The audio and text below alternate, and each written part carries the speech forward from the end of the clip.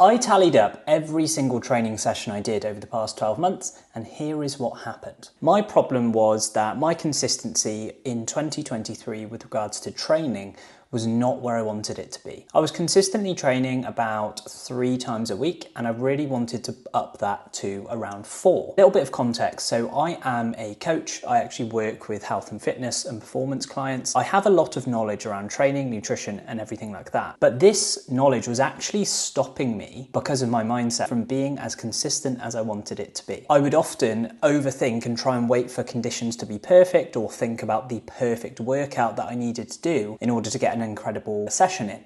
And sometimes that barrier stopped me from actually doing the session. So what was the solution? I needed a change in approach. I set myself a target number of sessions, and I wanted to do Project 200. So I was aiming to get 200 training sessions throughout 2024. The goal of this, ultimately to improve my consistency. I wanted to stop overthinking my training. I wanted to stop waiting for conditions to be perfect. And I wanted to have a higher number of sessions and just show up more consistently. So I set myself a target of 200 training sessions. Did I do it? No, I didn't. But let me explain why. I finished on 198. It's New Year's Day today, and obviously that was yesterday. And I want to share with you actually a little bit around the story of how it happened, because hopefully you will find that useful. And then I want to share with you my key lessons that you can take away and hopefully implement into your own health and fitness, or just creating new habits for yourself. I entered New Year's Eve on 198, and I had planned it to a T. I had a gym session and a run that I was going to do. It would have been a lot less tight, and I would have hit the 200 if it wasn't for illness that knocked me out for a week prior. I had a really horrible cold and sore throat, which meant I didn't train, I needed to rest, and it means I was very much to the wire, which wasn't ideal. So I got to the last day, and I was actually sorting out, doing a load of jobs around the house with my partner, one of them being sorting this office, which I wouldn't actually be filming this if I hadn't have done that. I was also feeling incredibly sore, incredibly tired, because I had trained 6 days in a row, with some days being double sessions. I got to the last day, and I thought I could choose to do these 2 sessions, but what is actually going to give me the best outcome? Now, on the day, I decided that the best outcome was to not do the sessions. I ended up finishing my sessions on 198, which was too short of the 200 goal that I set myself at the start of the year. But I want to share with you that the actual exact number that I hit was not important. That wasn't the goal. The number I picked was a means to an end. Effectively, I plucked it out of thin air. Okay, well, not thin air exactly. I did reverse engineer it. I thought, right, 2023, I consistently trained around 3 sessions per week. I would like to up that to around 4. So that's where the 200 came from. But ultimately, the key thing here is that the objective number I hit didn't matter, because I had achieved exactly what I set out to do. I wanted to massively improve my consistency and enjoyment for training over this year. I actually decided not to do the sessions, carry on doing jobs like clearing up the office, having a rest, because I was very tired. I had trained like 6 days in a row, with some days being double sessions. And I wanted to actually enter New Year's Day feeling fresh, feeling good. I made the right choice, because I feel so much better than if this place was still a mess and I was still incredibly sore from adding on those extra 2 sessions. But it's the thinking behind it that I really want to share with you, because regardless of if I hit the 200 or not, my life would not have changed by going from 198 to 200. But my life did change by going from 0 at the start of the year to 198 on New Year's Eve. If I had chosen to do those sessions, I probably would not have the energy to be filming this now and actually sharing this with you. In the short term, I would have actually had a worse outcome just to hit an arbitrary goal that I had set myself at the start of the year. But the most important thing from this video that I want to share with you is the 5 key lessons that I had throughout the whole year. There was a lot more than 5, but I've actually narrowed them down to 5 to make it more practical for you to actually take and implement for yourself. So lesson number 1, play the long game. My goal for the year was to increase my consistency over the whole year, not to have one amazing month. By playing the long game, by setting myself a yearly goal, it actually removed a lot of the pressure for me to go and have an incredible training session every time. So I was actually optimizing and thinking, where do I want to be in a year's time? It made the whole process much more enjoyable. And also, by setting myself a longer term goal, I actually had to become a different person. I mean, I like to think I'm the same person, but just a better version of myself. If I had only set myself a 1 month, 2 month, 3 month goal, short-term goals like that don't actually give you enough space to become a different person. So by staying focused on the long game and actually where I want to be in 12 months time, removed a lot of the pressure, and it really allowed me to navigate challenges. Like if I was ill, which I did have quite a bit of illness, I probably had about maybe 2 weeks off of training. I remember I had a cold at the start of the year, and I also had a really bad cold just before New Year's. It removed the pressure there, and I know it would have been so easy for me to catastrophize and think, oh my God, I'm not going to hit my 3-month goal because I was ill for a week. That adds a lot of pressure because proportionally 1 week of illness is so much bigger time than if you're actually optimizing over a whole year. So that is lesson number 1, is to play the long game. Set yourself bigger, longer term goals so that you can stay level, you can stay emotionally stable, and you can actually really allow yourself space to step into this person that you want to become. Lesson number 2 is process first, outcomes second. Right now, I am actually in the best shape of my life, all round. Strength, fitness, running performance, physique, and I've achieved that by not focusing on specific outcomes. Don't get me wrong, I do have a good amount of knowledge around training, nutrition, and everything. That's what my whole business is. I help clients do that, lose body fat, improve their performance, build muscle. So I do have a lot of knowledge, and I do know enough to tweak my sessions and listen to how my body's feeling. But my whole mindset has not been focused on outcomes. I have not been trying to set PBs within sessions from the outset. The goal for me on its own has been to show up. I need to go, do a session, make a conscious effort to show up for myself, and then come back and put a tally on the whiteboard. That has been the goal in itself, is to actually put the tally on. By changing my mindset there, it actually allowed me to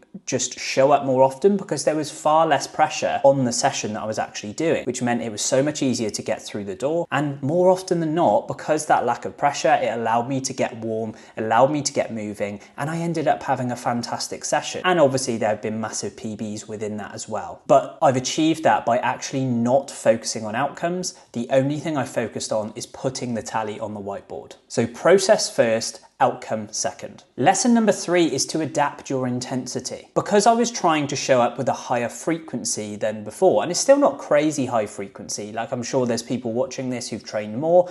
I have trained more at certain points, but I've never done it super consistently. I've never trained consistently 6 times a week, and this is something I do actually want to move up to. But the only way you can do that, you cannot go absolutely balls to the wall as hard as you can in every session. You have to adapt your intensity. And because the goal for me was to put a tally on the whiteboard, it meant if I was feeling particularly sore or run down or tired or had a stressful day, it meant that I could actually just drop the intensity, not push myself as much, but still get what I needed and have a productive session on that day. Because of this, I've actually shown up and done so many sessions that I would not have done otherwise if I had felt the pressure to hit a certain number of sets and reps, do a certain exercise. So by changing the goal to actually just putting the tallies on the whiteboard, it's allowed me and given myself much more permission to adapt the intensity because I want to show up consistently, and that was the goal, not to have one perfect session. So lesson number 3 is to make sure you allow yourself to adapt your intensity. Otherwise, if you don't, you are going to be at massive risk of injury. And if you think the majority of people, and especially my clients nowadays, are stressed with work, they're in high stress environments, they've got family stress, just general life stress, training is a stressor, and not allowing yourself space to actually reduce the intensity or reduce the volume in certain sessions is just a recipe for burnout if you continuously do it. And it is a skill, being able to listen to your body, know your body, and know when to adapt your intensity and drop it or, increase it on certain days. But the key thing is to allow yourself to adapt your intensity. There's a nice phrase that I heard that is program in pencil. Nothing you do is set in stone. Just like me with my 200 goal, I ended up at 198, but ultimately I created that 200 goal out of thin air. Program in pencil. It's never in a permanent marker. Lesson number 4 was enjoyability and accountability. The accountability aspect came because my whiteboard is right there next to me.